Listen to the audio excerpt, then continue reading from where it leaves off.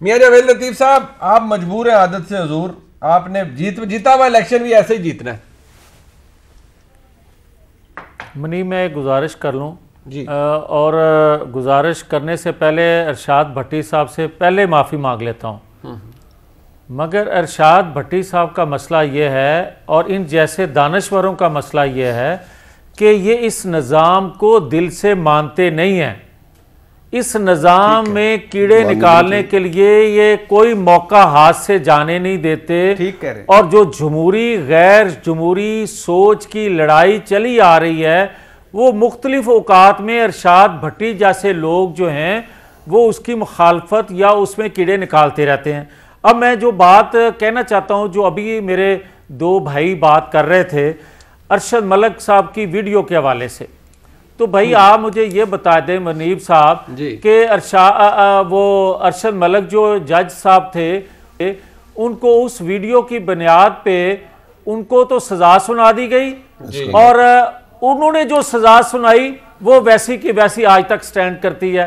अच्छा, अब्दुल क़य्यूम मलिक साहब का जिक्र करते हैं, क़य्यूम मलिक साहब का, तो क़य्यूम मलिक साहब को सजा हो गई, वो हट गए अपने ओहदे से, उनके दिया हुआ फैसला खत्म हो गया, मगर हमारी सजा उसी तरह की उसी तरह है।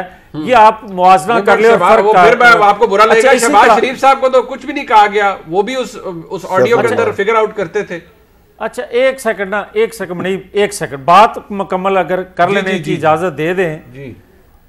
आप मुझे ये बताएं कि 3.5 सालों के अंदर सिर्फ इस्लामाबाद में कितने सहाफियों का अगवा हुआ, कितने को गोलियां लगी, कितने पे मुकदमात हुए और कितने लोगों को मीडिया हाउसेस में नौकरी से निकालने की सिफारिश की गई। अच्छा, और बास को प्रोग्राम बंद करने की, उनकी जगह किसी और को लाने की ये ख्वाहिश की गई और वो पूरी की गई।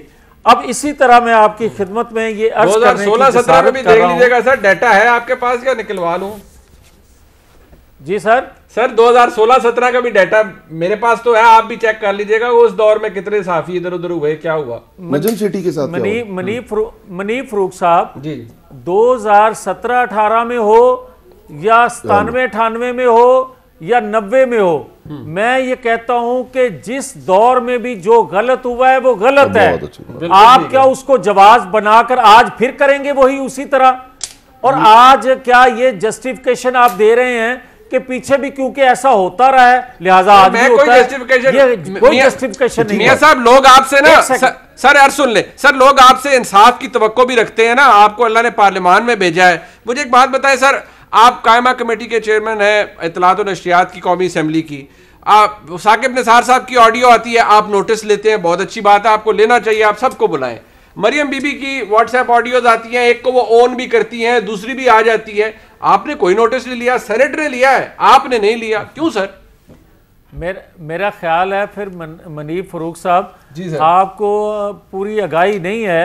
हमने नोटिस लिया है, ये जो वीडियो लाहौर वाली NA 133 की है, इस पर भी हमने नोटिस लिया है और तमाम रिकॉर्ड मंगवाया है 2013 से 2018 का फेडरल गवर्नमेंट का और उसके बाद पंजाब गवर्नमेंट का। हमने रिकॉर्ड मंगवाया है अगले मीटिंग में कि 2013 से 2021 तक खैबर पख्तूनख्वा में कितने इश्तिहार किसको दिए गए। मैं आप ठीक है, आपने नोटिस लिया, चले मैं समझता हूं मैं कम इल्म था, लेकिन क्या आपने मरियम नवाज शरीफ साहिबा को भी समन किया है जैसे आपने बाकियों को किया है कि भाई ऑडियो तो आपकी है ना, जरा तशरीफ लाइए, बताइए ये क्या हो रहा था?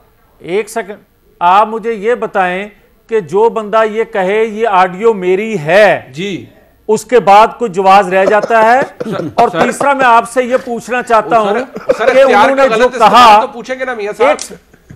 भाई एक सेकंड अब मेरी बात मुकम्मल हो लेने दें।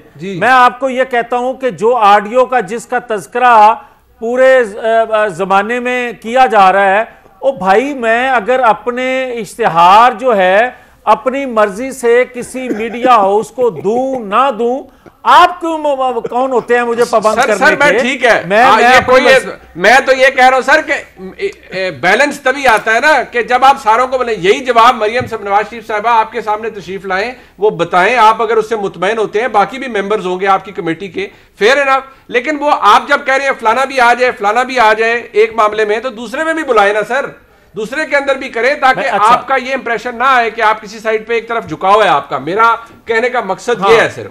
आपका कहना ठीक है, मगर बुलाएंगे फिर इमरान खान साहब को भी, जो इस ऑडियो वीडियो और बयान हल्फी पे वो जो वकालत कर रहे हैं वो किस हैसियत से कर रहे हैं? सर आप इमरान खान साहब को भी बुलाएं, प्राइम मिनिस्टर साहब को भी बुलाएं, आप सबको बुलाएं, मरियम नवाज शरीफ साहबा को भी बुलाएं, उनको भी बिल्कुल तशरीफ लाएं। बिल्कुल आपकी ख्वाहिश बिल्कुल पूरी मेरी ख्वाहिश है ये, और आपकी ख्वाहिश पूरी की जाएगी। इमरान खान को मेरी ख्वाहिश है और किसी की ख्वाहिश नहीं है ये सब। वैसे मियां साहब आप बैठे हुए हैं तो तारीख भी बता देना किस तारीख को सर अगला इजलास कब है, कुछ समझ जारी कराएं सर, ताकि मैं भी हम यहाँ से खबर ब्रेक करें। मैं उसका मेंबर हूँ, ठीक है, अभी तक मुझे तो कुछ नहीं आया। 6 दिसंबर को, अच्छा सर, जो 6 दिसंबर को होने वाला इजलास है, अली नवाज खान यहाँ मेंबर हैं क्योंकि उस कमेटी के, ये फरमा दें कि किस दिन इमरान खान साहब फारग हैं, क्योंकि इनके वजीर भी फारग नहीं होते उस मीटिंग में आने के लिए। तो जिस दिन ये कहेंगे उसी दिन मरियम नवाज शरीफ साहबा भी आ जाएंगी। अच्छा चले, वो भी आ जाएंगी, इमरान खान साहब आए जी। अच्छा यही मसला है, बिल्कुल ठीक बात की आपने, जिनसे बात कर रहे थे। और जावेद भाई देखिए, मसला ये होता है कि आपने पार्टी लाइन से ऊपर उठना होता है। जब स्टैंडिंग कमेटी के चेयर कर रहे होते हैं, आप पार्टी लाइन से ऊपर उठते हैं। पिछली मीटिंग में हामिद मीर साहब को, अफसार आलम साहब को बुलाया गया था, मैंने वहाँ पॉइंट रेज किया, बिल्कुल ठीक बुलाया आपने। पर आप इसके साथ जो जोखियों के रिश्तेदार हैं जो सिंध में, उसके बाद अजीज मेमन को जिस तरह मारा गया, उनको जब आप इसके अंदर डिफ्रेंशिएट करते हैं ना, तो आप फिर पार्टी बन जाते हैं। आप ये तो कह रहे हैं कि मैंने सारा रिकॉर्ड मंगा लिया, मैंने उसको बुला लिया, मैंने उसको बुला लिया, आपने बड़ी कैटेगोरिकली बात की।